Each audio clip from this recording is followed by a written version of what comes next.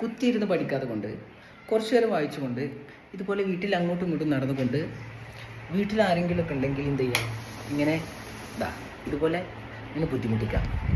കണ്ടോളിതാ ഇങ്ങനെ ബുദ്ധിമുട്ടിക്കാം, അങ്ങനെ തല്ലുവിടുക.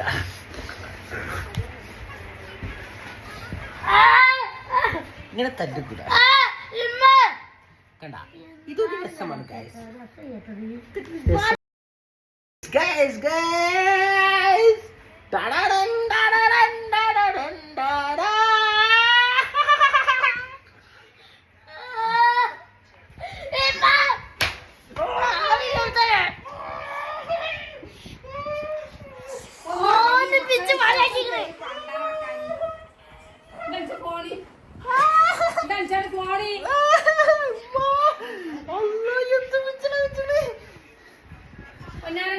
പഠിച്ചൂടെ നാഫിയെ